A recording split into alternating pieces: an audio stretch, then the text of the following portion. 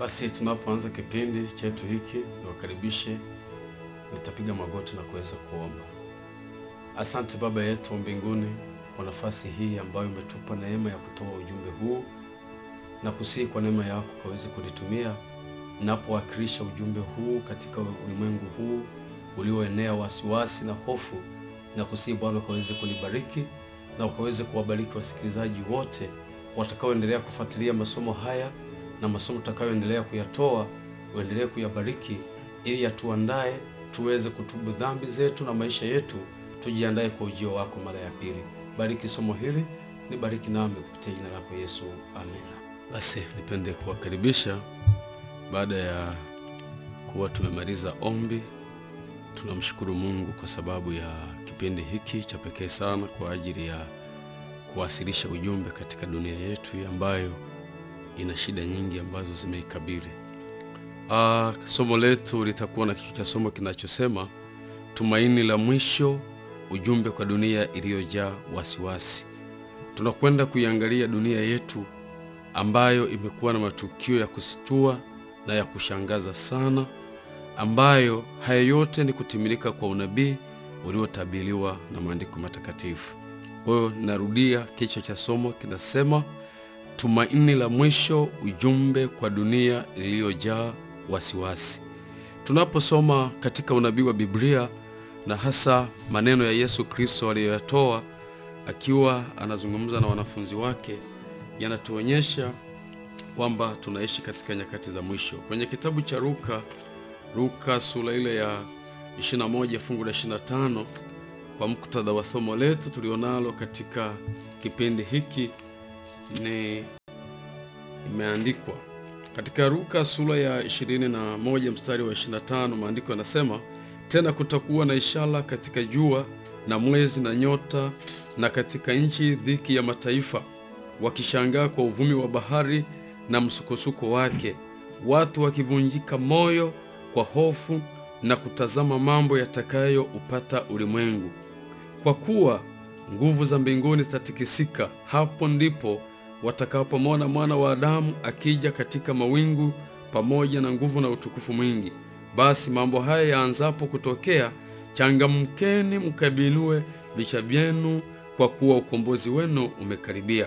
Hapa tunaona maandiko matakatifu yakieleza kama vile Yesu alivyozungumza, na kama vile ambavyo somo letu linazungumzia ujumbe kwa dunia iliyojaa wasiwasi.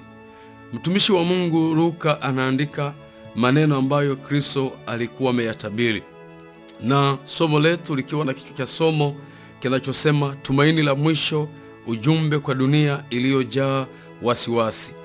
Katika kitabu cha matukio ya siku za mwisho, maandiko yanaelezea hali halisi ya wakazi wa dunia kwa namna tunavyoyatazama matukio mbalimbali yanayoendelea duniani yakimkabili mwanadamu, yanayotoka katika nguvu za asili katika dunia hii.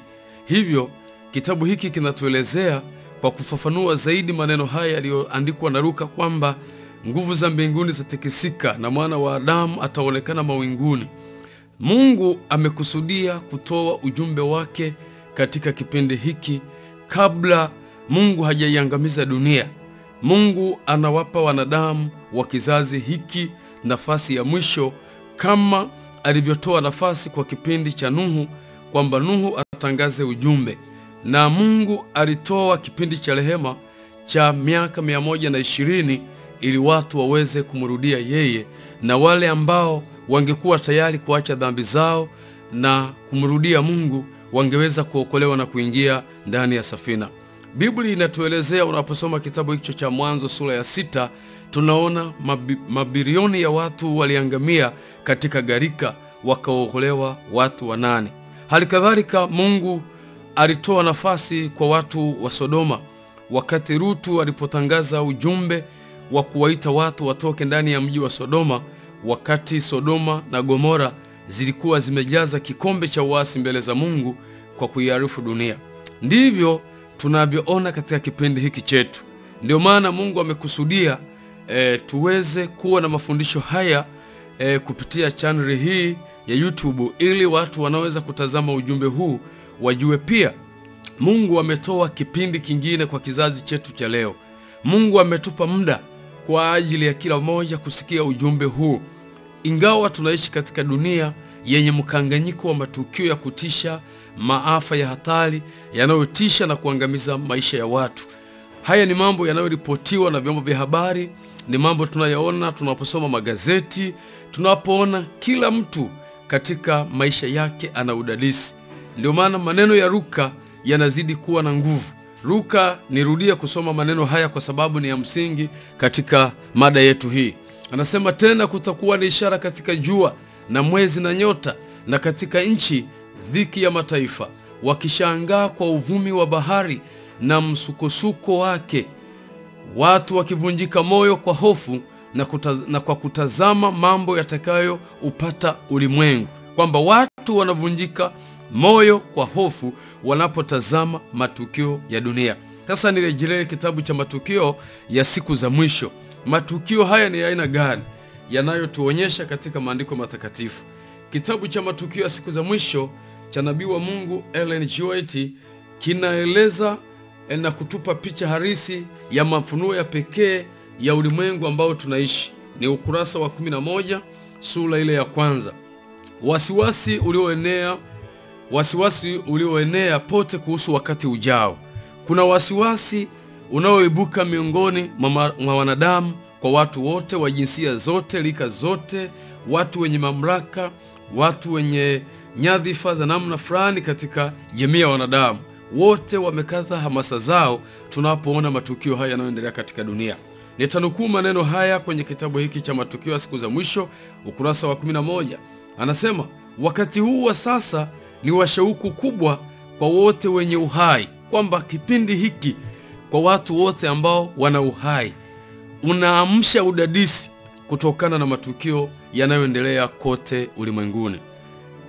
Maandiko yanaendelea kusema, watawala na viongozi, watu washikao nyadhifa zenye kutamaniwa na mamlaka, watu wa fikra, wanaume na wanawake wa matabaka yote wamekadha hamasa zao juu ya matukio yatokeayo mahali pote kutuzunguka. Wanaangalia kwa makini mahusiano yaliyopo miongoni mwa mataifa. Wanaona nguvu inayochukua umilikiaji wa kila kipengele cha kidunia, na wanang'amua kuwa jambo fulani kubwa thabiti li karibu kutokea. Kwamba ulimwengu unasimama ukingoni mwa dhahama kuu. Kwamba nabii wa Mungu anaeleza, anatupa picha ya hali halisi ya dunia yetu. Anasema, misiba mikubwa katika nchi kavu na baharini, hali ya machafuko ya jamii, tetesi za vita ni za kutisha. Haya yanaashiria matukio makubwa mno yanayokaribia. Nguvu za uovu zinajiimarisha, wanajiimarisha kwa ajili ya dhahama kuu ya mwisho. Mabadiliko makubwa hayana budi kutokea katika ulimwengu wetu, na vuguvugu la mwisho litakuwa la haraka. Haya maneno ya mtumishi wa Mungu nabii aliyoandika yanavuta usikivu mkubwa sana, kwamba wakati wa sasa ni wa shauku kubwa kwa watawala na viongozi, watu wanaoshika nyadhifa za kutamaniwa na mamlaka, watu wenye fikra, wanaume na wanawake wamekaza hamasa zao juu ya matukio yanayoendelea pote kutuzunguka. Matukio haya yanayozungumziwa, ametaja misiba mikubwa katika nchi kavu, ametaja misiba mikubwa baharini, ametaja machafuko katika jamii, tetesi za vita ni za kutisha. Kwamba haya yote yanaashiria matukio makubwa yanayoelekea kwenda kufungwa kwa historia ya dunia. Kwa hiyo tunaposoma maneno ya Mungu katika maandiko matakatifu, yanatuonyesha yale yanayoonekana katika ulimwengu ambao tunaishi, na kila mtu aliye na ufahamu wa kuweza kuelewa na kuona, anaona yale yanayoendelea katika dunia yetu. Lakini tunapoendelea kujifunza somo hili, kumekuwa na wabashiri wengi. Mojawapo, kwa miaka mingi Hollywood imekuwa ikitoa filamu baada ya filamu kuhusu mwisho wa ulimwengu huu, hasa mwisho wa ulimwengu kama tunavyoona sasa. Lakini filamu hizi hazina majibu kwa mwanadamu, na huo ni ubashiri usio na uhakika. Filamu hizi zinazotolewa na Hollywood ni ubashiri usio na uhakika na wenye kuleta uhakika kwa mwanadamu anaishi katika dunia hii. Lakini Biblia yako majibu ya hakika yanayopatikana katika neno la Mungu. Isaya sura ya 42 mstari wa 9. Biblia ndiyo kitabu pekee sana ambacho kinatupa mwangaza na kutuonyesha picha halisi ya matukio yote yanayoendelea. Biblia inasema inatueleza katika kitabu cha Isaya sura ya 42 mstari ule wa 9, neno la Mungu linatuelezea ubashiri wa hakika na fahamu hakika yenye kueleza mambo yaliyo bayana. Ni neno la Mungu. Biblia peke yake linaweza kutupa uhakika wa mambo katika dunia yetu hii. Kitabu hiki cha Isaya sura ya 42 na mstari ule wa 9 imeandikwa. Nianzie fungu la 8, anasema, mimi ni Bwana, ndio jina langu, na utukufu wangu sitampa mwingine, wala sitawapa sanamu sifa zangu. Fungu la 9 ambalo ndio msingi, tazama mambo ya kwanza yamekuwa, nami nayahubiri mambo mapya, kabla hayajatokea na wapasheni habari zake. Haya maneno yanavuta usikivu sana, yalionenwa na nabii Isaya kwamba Mungu anayatazama mambo ya zamani. Biblia hapa inatuambia nini? Kwa kuwa Isaya ni kitabu cha kiunabii, maana yake kinatuelezea kwamba yapo mambo yaliyopita na mambo yaliyopo ambayo yanaweza kuvuta usikivu wetu, lakini Mungu akasema yamekwisha kuwa, lakini nayahubiri mambo mapya kabla hayajatokea na wapasheni habari. Kwa hiyo tunapojifunza katika somo hili ambalo linatuonyesha na ambalo kichwa chake cha somo kinasema tumaini la mwisho kwa ulimwengu, ujumbe kwa dunia iliyojaa wasiwasi. Kwa hiyo tunapojifunza maneno haya, tunaona Isaya akituelekeza kwamba mambo ya kwanza yamepita, lakini nayahubiri mambo mapya kabla yatokea na wapasheni habari. Kwa hiyo Biblia imejaa mambo ya pekee sana yanayovuta usikivu wetu kama watu tunaoishi katika sayari hii. Anaendelea kusema, cha kufurahisha, Biblia inatabiri juu ya mwisho wa dunia hii kwa namna iliyo tofauti na filamu za Hollywood au sayansi na wabashiri. Kwa hiyo Biblia iko tofauti kabisa na wabashiri, sayansi ya dunia, sayansi za utafiti, sayansi za dunia zinazojaribu kuonyesha yale yanayoendelea katika dunia. Lakini neno la Mungu linatupa picha ya hali halisi ya matukio yanayoendelea katika dunia, lakini pia Biblia inatuonyesha hadi mwisho na mahali ambapo mwanadamu anaweza akarudi katika njia ya halisi ya kumtumaini Mungu. Lakini yule atakayekataa basi ataangamia. Na hayo tunayaona katika maandiko matakatifu kama nilivyojaribu kutoa kitabu kile cha Mwanzo sura ile ya 6 kinavyoelezea. Unaposoma historia ya Biblia ya kuangamia kwa dunia ya kizazi cha kwanza katika miaka 2000 iliyokuwa kabla ya gharika, ambapo ukisoma kitabu cha Mwanzo kuanzia sura ya 6 mpaka sura ya 8, ukisoma hizo sura utaona uhalisia wa kizazi kile, namna walivyokataa rehema za Mungu na hatimaye wakapotea. Sasa Mungu anatuambia kupitia nabii Isaya kwamba mambo haya ambayo hayajatokea, Mungu anatupasha habari. Katika maandiko matakatifu tunaendelea kuona, anasema kwa hiyo Biblia ni kitabu cha kufurahisha. Biblia inatoa utabiri juu ya mwisho wa dunia kwa namna iliyo tofauti na filamu za Hollywood au sayansi na wabashiri na sayansi za namna mbalimbali. Ndani ya Biblia kuna vitabu ambavyo vimebeba filamu halisi ya matukio yote ya siku za mwisho na kurudi kwa Yesu mara ya pili, na kitabu cha Danieli na Ufunuo na kadhalika, na vitabu vingine vya Biblia vinayo picha ya hali halisi iliyotabiriwa ya matukio makubwa yatakayotokea duniani, na hata yale yanayoendelea kutokea sasa yanaonekana katika maandiko matakatifu kupitia kitabu cha Danieli sura ile ya 2, Danieli sura ya 7, Danieli sura ya 11 na Ufunuo sura ya 13, Ufunuo sura ya 12, Ufunuo sura ya 17 na sura zingine zinaelezea picha ya hali halisi ya matukio tunayoona katika dunia yetu ambayo tunaishi. Kwa hiyo Biblia ndio kitabu cha pekee. Kwa mfano, tunapoangalia dunia hii inaathiriwa na nini? Dunia yetu inaathiriwa na nini? Moja wapo kuna matukio ambayo yanaendelea katika dunia hii. Dunia yetu imepitia uzoefu wa dhahama kufikia hatua ya kuwa na janga la dunia nzima. Mfano ni kirusi cha korona ambacho tumekiona. Kirusi kinachokwenda kwa kasi, kimeangamiza nchi baada ya nchi kwa kasi ya radi. Kirusi cha korona kimebadilisha maisha kulingana na jinsi tulivyojua. COVID-19 ni safu ya familia ya virusi ambavyo hatujapata kukiona kwa sasa. Watafiti wapo katika mbio wakipambana na muda ili kutengeneza chanjo. Lakini je, hiyo inaweza kuwa na matumaini? Cha kushangaza ni kwamba wakati wa kuenea kwa kirusi hiki ambacho kilipewa jina COVID-19, shule ziliahirishwa na masomo, mashirika na ofisi vilishinikiza wafanyakazi wake wasifanye kazi, wafungiwe majumbani. Migahawa ilifungwa, milango ya majumba ya sinema, maeneo ya burudani na kumbi zingine za starehe zilifungwa. Matukio ya michezo na mikusanyiko mikubwa iliyokuwa imepangwa ilifutwa. Watu walielekezwa waepuke mikusanyiko zaidi ya watu 10.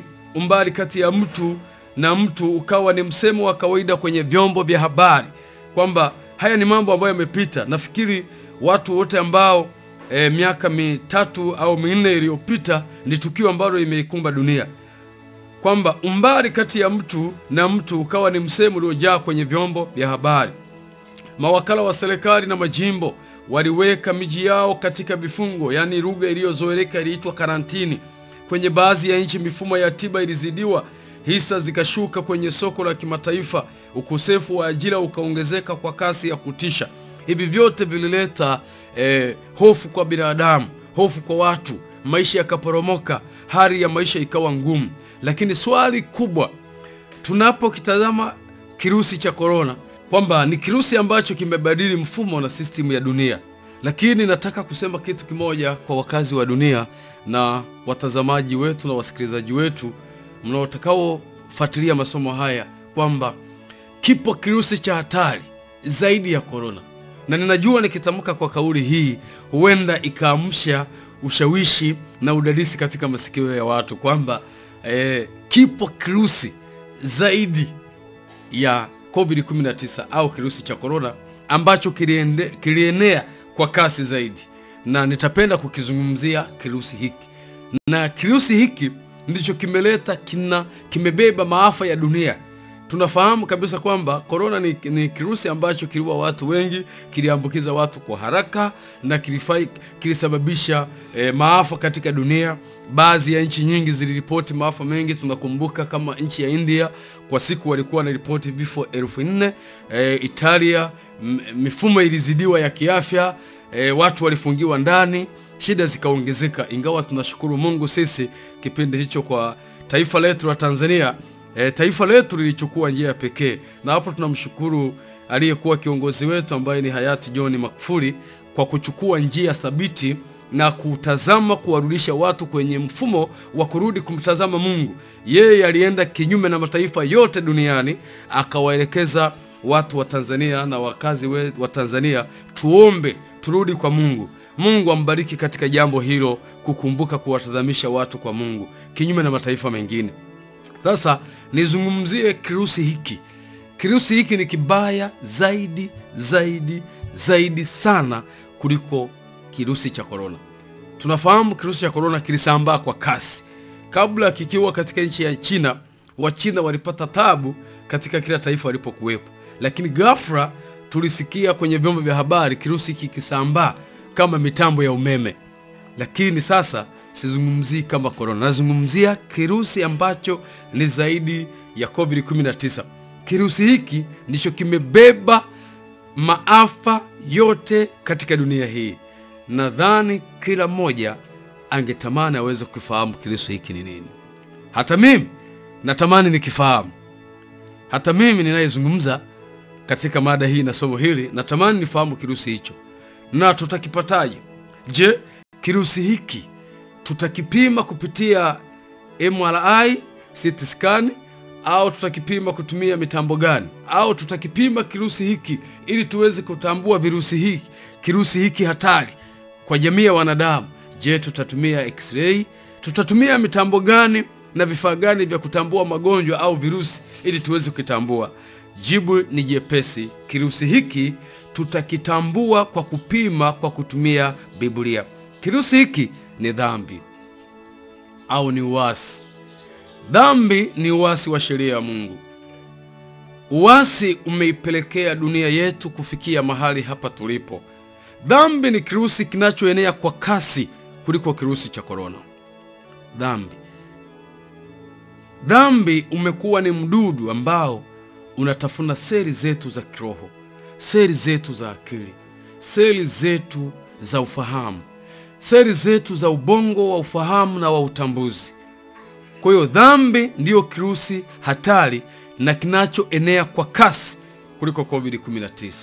Sasa swali kwako na kwangu, mtazamaji wetu, je, unajiandaa kuandaa kinga ya namna gani kupambana na kirusi hiki ambacho ni dhambi?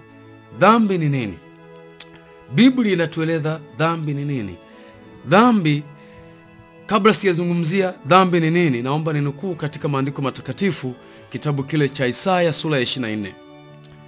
Dhambi ni nini kabla sijazungumzia dhambi, lakini nataka nionyeshe madhara yanayotokana na kirusi hiki. Ni kirusi hatari kinachotisha ambacho kimeua seli za mfumo wa akili, kinga ya utambuzi wa wanadamu. Ni kirusi ambacho ni hatari sana, na hakutakuja kutokea kirusi chochote kinachofanana na kirusi hiki. Ni kirusi ambacho kimeshusha maadili ya binadamu.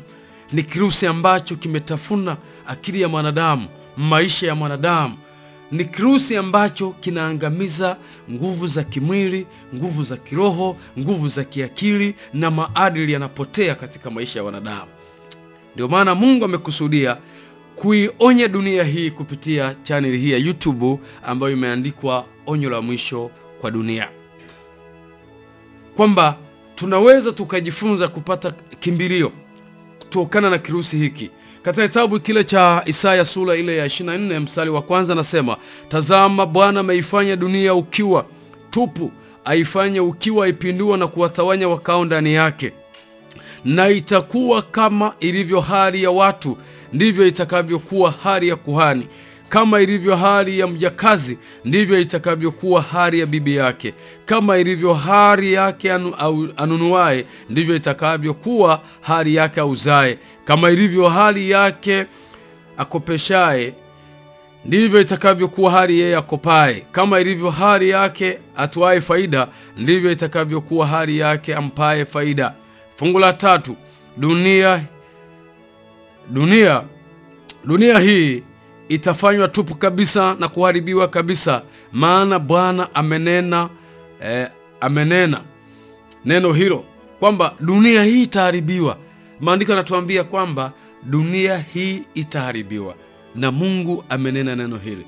Kuna maneno yanayoamsha ushawishi katika mafungu haya kwamba kama ilivyo hali ya mjakazi, maana yake mjakazi kwa lugha yetu ya leo ni wasichana wanaofanya kazi za ndani kwa kuajiriwa, ndio wanaoitwa wajakazi. Biblia inatumia Kiswahili wajakazi, lakini Kiswahili chetu tulichozoea sasa ni wasichana wanaofanya kazi za ndani. Kwamba kwenye mfumo wa uchumi hapa Biblia inazungumzia nini? Kwa nini izungumze habari za wajakazi na izungumzie habari za yeye auzae na yeye anayenunua, na apataye faida na yeye atoaye faida na yeye ampaye faida? Biblia inatuleta katika mazingira ya uchumi wa dunia. Inazungumzia hali ya kuporomoka kwa uchumi. Kwa nini Biblia izungumze hivi? Kwa kuwa Biblia inajifafanua yenyewe. Hebu tuangalie kitabu cha Ezekiel sura ya 7.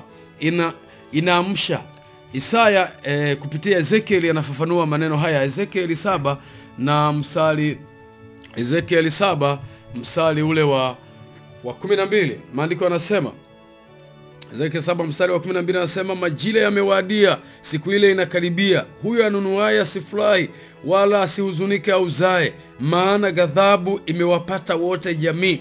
Kwa maana uzae hata kirudia kilichouza, wajapo wangali hai, kwa sababu maono haya yawahusu wote jamii. hapana mmoja atakaye rudi, wala hapana mtu atakayejitia nguvu katika uovu wa maisha yake.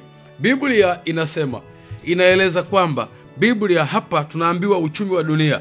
Watu wanapiga kelele na kudai kwamba maisha ni magumu. Wapendwa, hizi ni siku za mwisho. Kila kilichotabiriwa lazima kitatimia. Sasa Biblia imetabiri kwa hali ya kutisha kuhusiana na masuala ya uchumi. Sasa Biblia inapozungumzia habari za uchumi, maandiko yanatuelezea kwamba asifurahi anayeuza, asifurahi yeye anunuaye, kwa sababu dunia inakabiliwa na swala la kiuchumi. Na ndio maana watu wa dunia, watu wa uchumi wanajaribu kutafuta namna gani ya kunusuru kurejesha uchumi, lakini Biblia inatuelekeza kwamba huku ni kutimia kwa unabii, kwamba yeye anayeuza, mtu anapofanya biashara, tunaona kwamba anategemea apate faida kubwa, lakini anakuja anapata faida kidogo, kwa sababu maisha yatapanda, ni lazima yapande, kwa sababu tunaishi kwenye siku za mwisho na Kristo anakaribia kurudi. Kwa hiyo asifurahi anayepata faida au yeye ampai faida, kwa sababu maono haya maandiko yanasema yamewapata wote jamii. Kwa hiyo awe tajiri, awe masikini, awe mtu wa aina yoyote, ghadhabu imempata, maana majira yamewadia, ni kwa wakazi wote wa dunia hii ambao tunaishi. Kwa hiyo hiki ni kipengele namba moja ambayo tunajifunza, tunayaona katika somo letu hili, kwamba kipengele namba moja, wewe mwenyewe utaiangalia sura ya uchumi wa dunia. Sitaelezea sana huko kwenye masuala ya kiuchumi, lakini naomba tuweze kuendelea na somo hili. Kipengele kingine kinachofuata katika Isaya sura ile ya 24 tunaendelea kuangalia, ndio msingi wa somo letu Isaya. Fungu linalofuata ni fungu la 4. Isaya 24 fungu la 4 anasema, dunia inaomboleza, inazimia, ulimwengu unadhoofika, unazimia, watu wakuu wa dunia wanadhoofika. Nitasimama kidogo katika kipengele hiki. Ni muhimu sana kwa dunia hii ambayo sasa tunaishi, kwamba dunia ambayo tunaishi inasema dunia inaomboleza, inazimia, ulimwengu unadhoofika, unazimia, watu wakuu wa dunia wanadhoofika. Sasa sisi ambao si watawala wa serikali, si viongozi wa serikali, tungefikiri kwamba kuwa kiongozi wa dunia kungeweza kuwa ni sehemu ya furaha, na ninafikiri watu wengi wanakimbilia kuwa viongozi wa dunia, kupata nyadhifa fulani serikalini. Mtu anajisikia vizuri kusikia yeye ni waziri, yeye ni mbunge, ana nafasi fulani katika jamii, ana nafasi nzuri yenye kutamaniwa katika dunia. Lakini Biblia inatuonyesha kwamba eti wakuu wa dunia wanadhoofika. Hii ni Biblia. Lakini pia tuangalie maneno haya, yanavuta usikivu pia, katika kitabu cha Zaburi sura ile ya 2 mstari wa 1. Nini kinawafanya wakuu wa dunia wadhoofike? Kinachowadhoofisha wakuu wa dunia ni nini? Maandiko yanasema, Zaburi 2 fungu la 1 anasema na la 2, anasema, mbona mataifa wanafanya ghasia na makabila wanatafakari ubatili? Kwa hiyo kumbe kinachofanya wakuu wadhoofike ni kwa sababu hata mataifa na makabila wanayoongoza yanatafakari ubatili. Ubatili ni kinyume na maadili. Kwa hiyo tutapata ni nini kilicho ndani ya asili ya maneno haya ya Biblia. Fungu la 2 anasema, wafalme wa dunia wanajipanga, wafalme wa dunia wanajipanga, na wakuu wanafanya shauri pamoja juu ya Bwana na juu ya Masihi wake. Kumbe kinachofanya wakuu wavunjike ni kitu gani? Ni vita. Hapa sasa tunarejelea kwenye vita, kwamba dunia, makabila yanatafakari ubatili. Ni vita ndani ya dunia. Tunashuhudia dunia ikiwa na mabadiliko makubwa sana ya vita. Biblia inatuambia nini? Katika kitabu kile cha Luka sura ile ya 21 fungu la 25 mpaka 28 tulisoma kwamba watu wakitazama msukosuko, machafuko. Biblia inapozungumza vita, msukosuko wa bahari, inamaanisha vita. Popote tunaposoma katika Biblia, katika lugha ya kiunabii, tunapozungumzia msukosuko wa bahari, tunakuwa tunamaanisha vita. Sasa Biblia inatuambiaje kuhusu vita? Biblia inatupatia ripoti ya kutosha katika kitabu cha Mathayo. Kitabu kile cha Mathayo Hapa tunaangalia kipengele namba 2 baada ya kutoka kipengele cha uchumi. Sikupenda kuelezea sana masuala ya uchumi, nimependa nije nielezee hapa kwenye upande wa vita, kwa sababu ni miongoni mwa vitu ambavyo vinawafanya wakazi wa dunia tuwe na wasihofu, tuwe na wasiwasi, tuvunjike mioyo. Katika kitabu cha Mathayo sura ya 24 na Mathayo 24, haya ni mambo ambayo Yesu aliweza kuyaelezea akiwa katika mlima wa Mizeituni. Aliweza kuelezana kuambia wanafunzi. Fungu la 6 maandiko anasema nanyi mtasikia habari za vita na matetesi ya vita, angalia msitishwe, maana hayo hayana budi kutukia, lakini ule mwisho bado. Msitishwe, maana hayo hayana budi kutukia, lakini ule mwisho bado. Fungu la 7, kwa maana taifa litaondoka kupigana na taifa, na ufalme kupigana na ufalme. Kutakuwa na njaa na matetemeko ya nchi mahali mahali. Haya ni maneno ambayo Yesu aliweza kuyaeleza. Dunia yetu hii itakabiliwa na vita. Biblia inatueleza kwamba wakuu wa dunia wanadhoofika. Dunia imekuwa uwanja wa vita. Sasa tunapoelekea kufunga historia ya dunia, kuna kitu kwenye kitabu cha Matukio ya Siku za Mwisho kinaelezwa katika ukurasa ule wa 11 aya ile ya 3. Anasema, wakati taabu ambayo itaongezeka hadi mwisho ikaribu, hatuna wakati wa kupoteza. Ulimwengu unatikiswa na roho ya vita. Unabii wa sura ya 11 wa kitabu cha Danieli karibu kufikia utimilizo wake wa mwisho. Kumbe swala la vita katika dunia hii ni swala la kiunabii na ni miongoni mwa dalili za siku za mwisho. Yesu anazungumza kwamba taifa litaondoka kupigana na taifa, na ufalme kupigana na ufalme. Ni mambo tunayoona katika dunia yetu ya sasa. Ukiangalia mataifa ya Ulaya yanavyoruka bahari, manuari za kijeshi, ndege za hatari, vifaa vya kisasa vinavyovumbuliwa kwa ajili ya kuangamiza maisha ya wanadamu.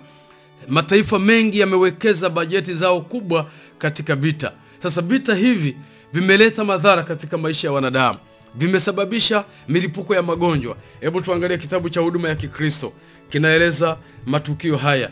Vita, wakuu wa dunia wanadhoofika. Wanapokaa wanapanga kurejesha amani, vita vinazuka mahali pengine. Kitabu cha Huduma ya Kikristo kinatuelezea kurasa ule wa 50 na kurasa wa 50. Nini kinachosababisha kuongezeka kwa vita na majanga katika dunia? Moja, lazima utambue hili.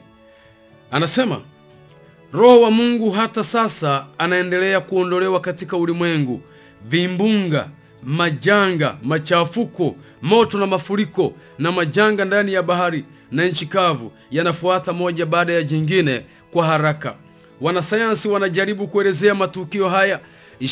Ishara zinazozidi kutuzunguka zinatuambia kuhusu ukaribu wa kuja kwa Mwana wa Adamu. Zinahusu zaidi ukweli halisi kuliko kinachosababisha ishara hizi. Wanadamu hawezi kumuona malaika anayezuia pepo 4 za dunia ili zisivume hadi watumishi wa Mungu watiwe muhuri. Lakini wakati Mungu atakavyo waamuru malaika wake waachilie pepo, kutakuwa na majanga makubwa ambayo kalamu haiwezi kuyaandika. Biblia inaendelea kutueleza. Vitabu hivi ni ufafanuzi wa maneno ya Biblia. Vimeandikwa na nabii wa Mungu Ellen G. White ili kutuwekea uhalisia wa matukio tulionayo katika siku hizi. Anasema siku hizi tunazoishi ni za muhimu na za hatari.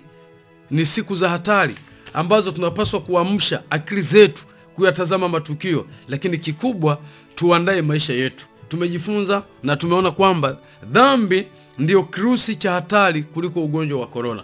Anaendelea kusema kurasa wa 52, hali ya mambo ulimwenguni inaonyesha kwamba tupo kwenye kipindi cha shida. Magazeti ya kila siku yamejazwa dalili za vita ya kutisha iliyo mbele yetu. Unyang'anyi na wizi wa waziwazi unafanyika mara kwa mara. Migomo imekuwa jambo la kawaida. Haya masuala ya migomo, wizi na uuaji unafanywa na kila mkono. Watu wenye mapepo wanachukua uhai wa wanaume na wanawake na watoto wadogo. Watu wamejawa na uovu wa kila aina. Kwa hiyo tunaipoiona dunia yetu, tuelewe kwamba ni unabii unatimia.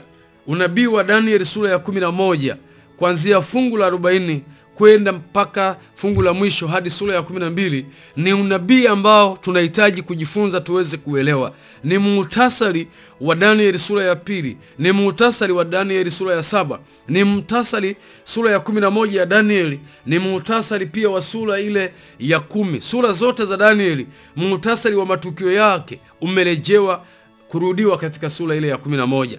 Lakini pia ni utimilizi wa Ufunuo sura ya 17, sura ya 13, sura ya 11, tukielewa kwamba hivi karibuni kuna mamlaka inakwenda kutokea. Historia ya Biblia inatuonyesha kwamba kila kunapotokea vita huwa kuna mamlaka kuna mataifa yanaanguka na lipo taifa linainuka.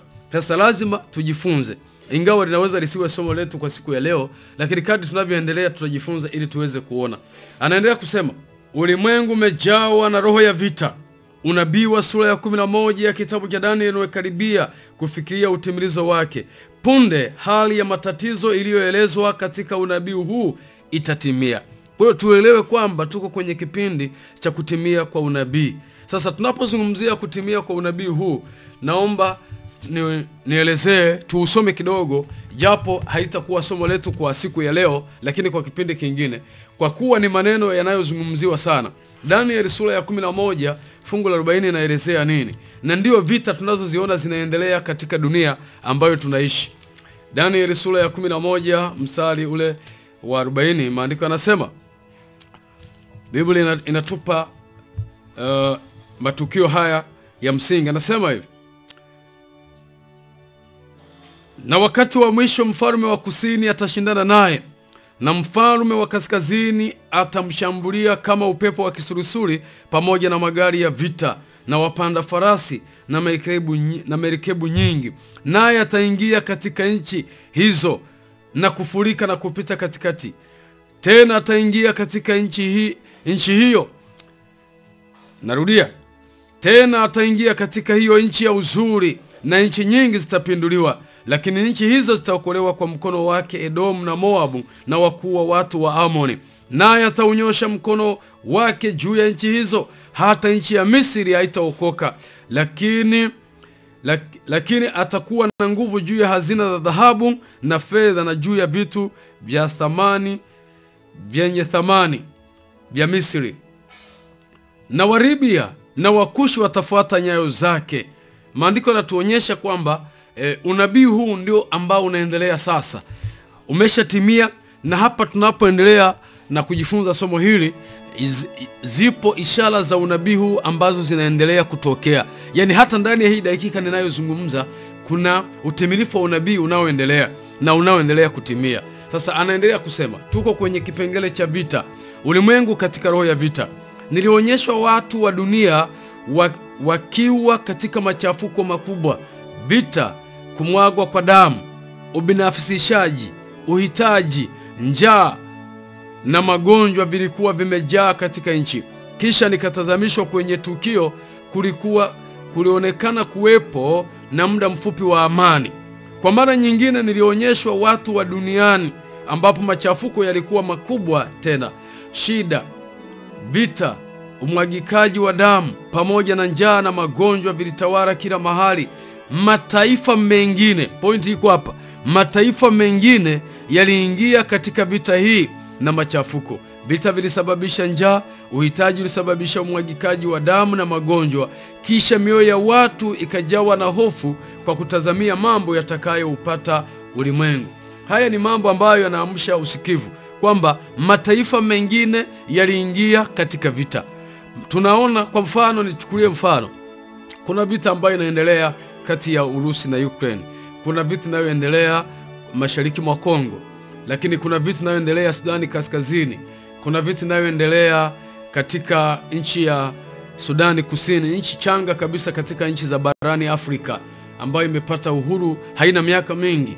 Lakini pia vyombo vya habari vinaripoti vita mbalimbali zinazoendelea kule Gaza, vinavyoondoa mamia na maelfu na kusababisha vifo na kuwafanya watu kubaki ni masikini, wengine hawazikwi, mizoga yao inabaki kitapakaa juu ya uso wa dunia, inaozea juu ya dunia na kusababisha hewa kuharibika na kuchafuka na kusababisha magonjwa.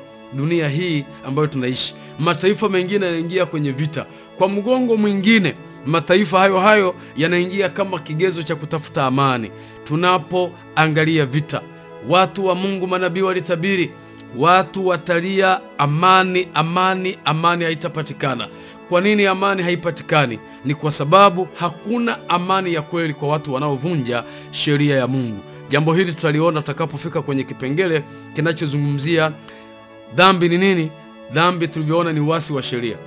Huyo dhambi, watu wakiwa tumemwasi Mungu, watu wakiwa wameenda kinyume na sheria ya Mungu, hili ndio linalosababisha wakuu wa dunia wadhoofike, na hili linakamilisha utimilifu wa unabii wa siku za mwisho. Kitabu cha Matukio ya Siku za Mwisho kinaeleza jambo hili. Matukio ya Siku za Mwisho kinatupa maelekezo yanayohusu kipindi hiki ambacho tunaishi. Ni ukurasa ule wa 22, aya ile ya mwisho, nasema katika mandhari za mwisho za historia ya dunia hii, vita vitapamba moto, kutakuwa na tauni na maradhi na njaa.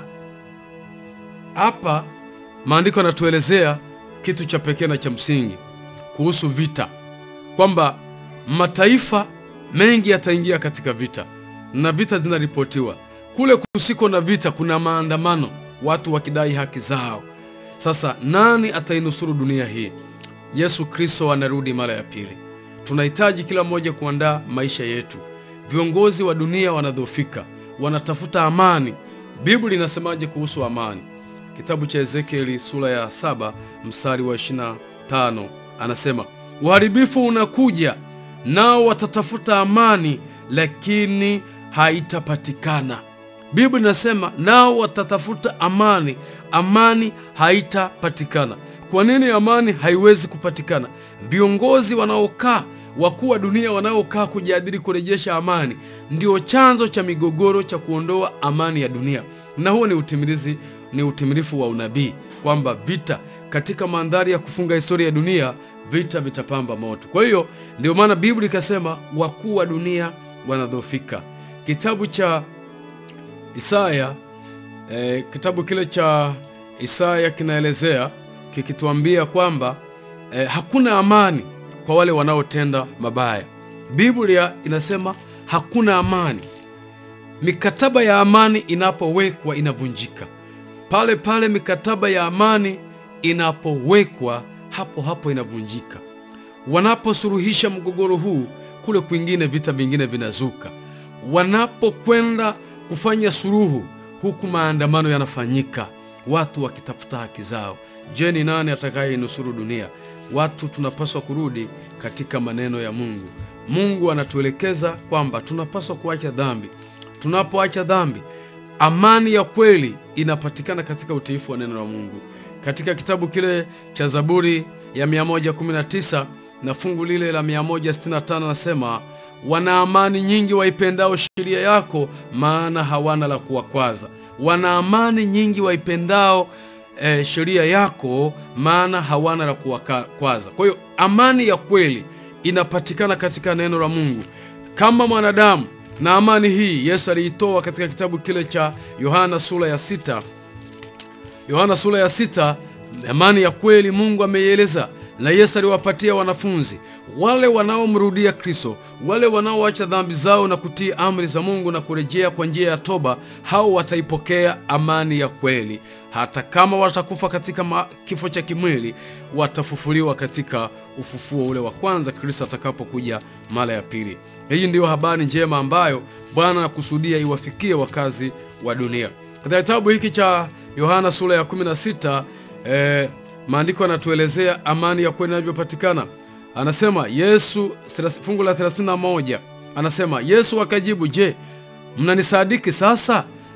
Anasema, tazama saa yaja, naam imekwisha kuja, ambapo mtatawanyika kila mmoja kwao na kuniacha mimi peke yangu. Walakini mimi si peke yangu, kwa kuwa Baba yupo pamoja nami. Haya nimewaambia mpate kuwa na amani ndani yangu. Ulimwenguni mnayo dhiki, lakini jipeni moyo, mimi nimeushinda ulimwengu. Bwana Yesu asifiwe katika jambo hili. kwamba Mungu anatuelekeza kabisa kwamba amani ya kweli ulimwenguni mnayo dhiki, kwa sababu ulimwengu watu hawashiki amri zake. Amri za Mungu ziko 10. Amri ya kwanza inasema usiwe na miungu mingine ila mimi. Leo wanadamu wanaabudu miungu, wanaabudu viumbe. Amri ya pili inasema usijifanyie sanamu ya kuchonga. Tunaziona sanamu zimetapakaa katika makanisa leo, katika miji. Leo binadamu tumeondolewa utu wetu. Watu wanakwenda kwenye maduka, mtu anajipima koti na suti, anavua sanamu, anaivua sanamu ndio anavaa ili kujilinganisha. Hii yote inaitwa ibada ya sanamu. Leo wafanyabiashara wameingia katika dhambi ya sanamu. Wao wamevisha suti, wamevisha gauni, blouse na sketi kwenye sanamu, eti watu wanaenda kununua. Paulo alichukizwa sana alipoona jambo hili. Unabii unajirudia.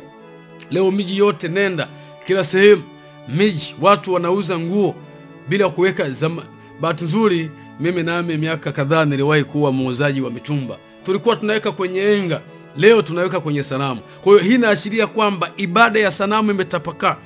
Kwenye kitabu cha Kutoka sura ile ya 20 kuanzia mstari ule wa 4 anazungumzia kwamba usijifanyie sanamu ya kuchonga. Sasa leo watu wanachonga sanamu, zimetengenezwa mpaka za kisasa za plastiki, zinawekewa, zinavishwa nguo. Ibada ya sanamu imetapakaa katika dunia. Paulo alipoziona sanamu kule kwenye miji ya Athene ya Ugiriki, alichukizwa sana namna watu walivyokuwa wanaabudu sanamu. Dunia yetu inafanya uasi mpaka kuvarisha nguo sanamu. Kwa hiyo hiyo ni amri ya pili. Amri ya tatu inasema usilitaje bure jina la Bwana Mungu wako. Leo watu wanaapa tu. Leo hata mtu yuko tayari kwenda mahakamani na huko anaenda kutoa ushahidi wa uongo na kesi yake ya uongo, lakini anasema anaapa kwa Biblia au Qur'ani. Wapendwa, watu wanaofanya hivyo, unakwenda mahakamani unaapa kutumia Biblia ambayo niko naisoma hapa. Unakwenda mahakamani unaapa na huko unaenda kutoa ushahidi wa uongo, unakwenda kumshtaki mtu kwa uongo. Wewe utapokea adhabu ya Mungu, maana unakufuru. Kutumia Biblia kwa kiapo na kwenda kusema uongo ni makufuru. Kwa hiyo amri ya tatu imevunjwa, lakini amri ya 4 pia imevunjwa. Amri ya 4 nasema ikumbuke siku ya Sabato itakase. Siku sitafanya kazi, utende mambo yako yote, lakini siku ya 7 ni Sabato ya Bwana Mungu wako. Siku hiyo usifanye kazi wewe. Leo wanadamu wanaiharifu tu kama kawaida. Leo watu wanaabudu siku zingine kinyume na Sabato ya Bwana. Na Sabato ni siku ya Jumamosi kwa matamshi yetu ya leo. Siku ya 7 ya juma kibiblia ni Sabato ambayo inaitwa Jumamosi. Leo watu wanaabudu kinyume na siku hiyo, wamejiwekea siku zao wenyewe. Hawa nao watapata hukumu ya Mungu. Maana katika Waebrania sura ile ya 4 mstari wa 9 na wa 10 anasema imesalia raha ya Sabato kwa watu wa Mungu. Kwa hiyo ni amri ya 4. Amri ya 5 nasema waheshimu baba yako na mama yako ili siku zako zipate kuwa nyingi katika nchi unayopewa na Bwana Mungu wako. Leo tunakutana, sio kila wehu wanaotembea duniani wamerogwa, wengine ni laana za wazazi wao, wameacha kuwaheshimu wazazi wao. Kwa hiyo amri hii na ahadi kwa sisi watoto. Kila mtu ni mtoto kwa baba yake, madam naye baba yako. Na hata kama una baba yako, wapo walio na umri wa baba yako. Kwa hiyo amri hii na ahadi kwa kila mtoto ambaye amezaliwa katika hii dunia. Kwa hiyo hii amri imevunjwa. Lakini kuna amri ya 6 inasema usiue. Leo mauaji yanafanywa bila kujali, na hata wasimamizi wa sheria hizi za nchi wanafanya mauaji bila kujali uhai wa binadamu. Tutaelezea kipindi kingine itakapompendeza Mungu juu ya amri hizi. Amri ya 7 inasema usizini.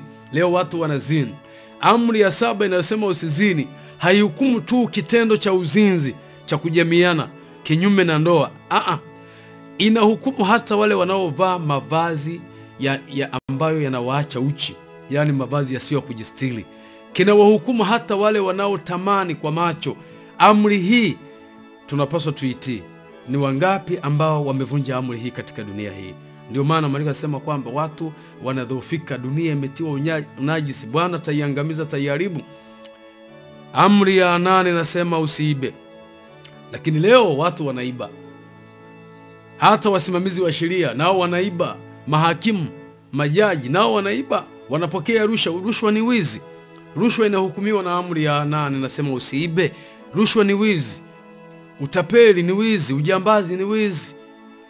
Kwenda hata nchi zinazopigana zinavunja amri hii ya 8.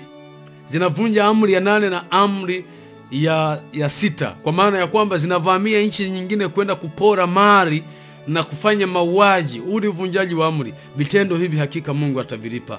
Amri ya 9 nasema usimshuhudie jirani yako uongo.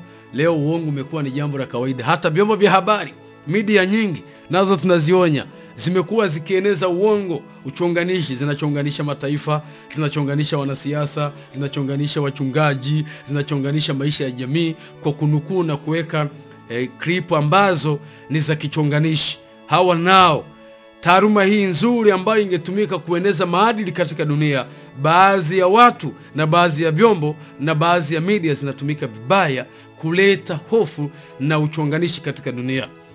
Tunayaona haya yote Mungu atayalipa. Huu ni uvunjaji wa amri ya 9.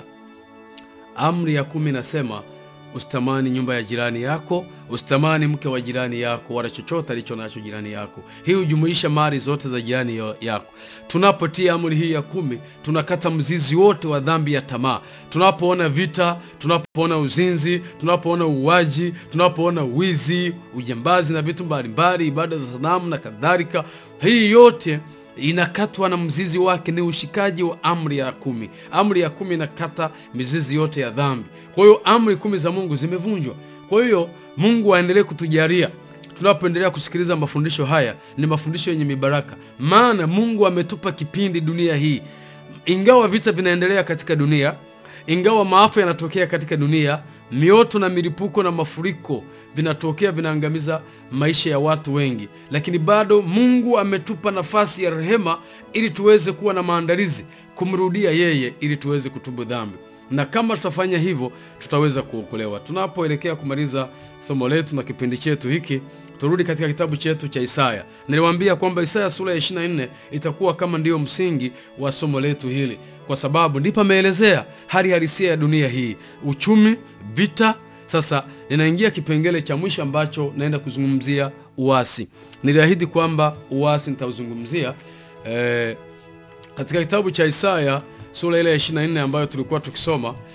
Tuende kwenye fungu lile la 5 linalofuata, baada ya kuzungumzia kuona nini kinafanya wakuu wa dunia wadhoofike wanapotafuta amani, wanapoteza maisha yao, wanapoteza mali nyingi, wanaweka bajeti kubwa sana katika kipengele hiki cha kuvunja amri ile ya 6 na amri ile ya 8, kwa maana ya kwenda kusababisha mauaji katika nchi mbalimbali kwa namna ya kwenda kuiba. Kwa hiyo kama si Mungu kuingilia kati na viongozi wa mataifa na wanaosikia na watakaosikia mahubiri haya, bado Mungu ametoa nafasi ya rehema.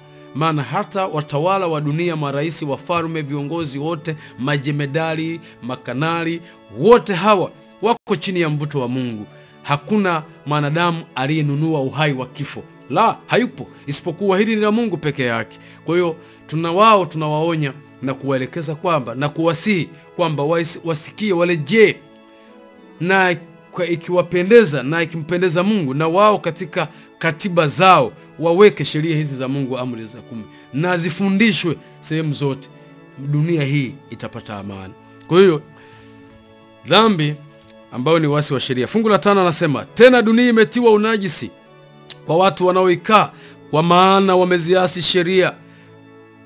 Jambo la kwanza ambalo tunaliona, dunia imetiwa unajisi kwa watu wanaoikaa, kwa maana wameziasi sheria. Wameibadili amri, wamelivunja agano la milele. Fungu la 6, ndio sababu laana imeila dunia hii, na hao wanaoikaa wameonekana kuwa na hatia. Ndio sababu watu wanaoikaa wa dunia wameteketea, na waliosalia wakawa wachache tu. Je, hauone kama wewe unapaswa uwe miongoni mwa watu wachache waliosalia?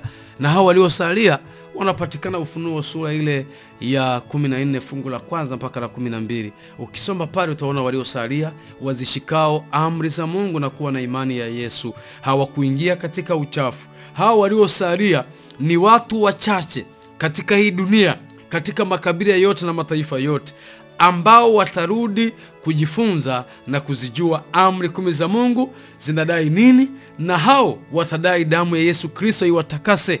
Kwa njia ya toba watapokea haki ya Kristo, na hao watasalia, na hao watamwona Kristo anapokuja mara ya pili. Kwa hiyo dhambi ndio mdudu, ndio kirusi kibaya zaidi kuliko korona. Dhambi ni wasi wa sheria ambazo nimejaribu kuzitaja kwa muhtasari.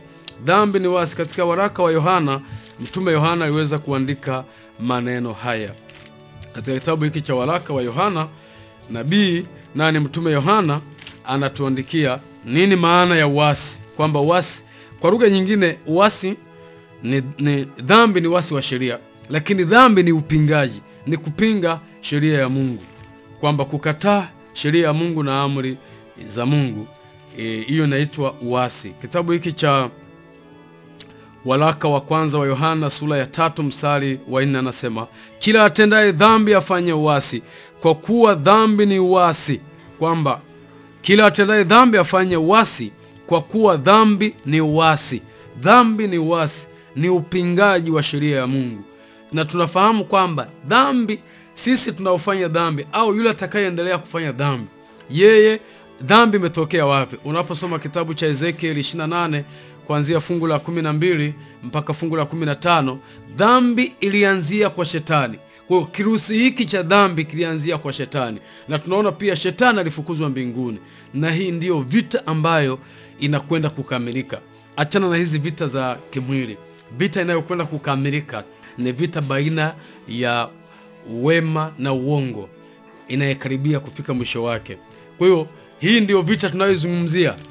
Ingawa tumeona vita hizi, kitabu hiki cha Pambano Kuu cha nabii Ellen G. White sura ile ya 30, nabii wa Mungu ameelezea vita baina ya wema na uongo inakaribia kufika mwisho wake, na wale ambao wanaandaa kutenda matendo mema na wanamrejea Mungu watapata nafasi ya kuweza kuokolewa.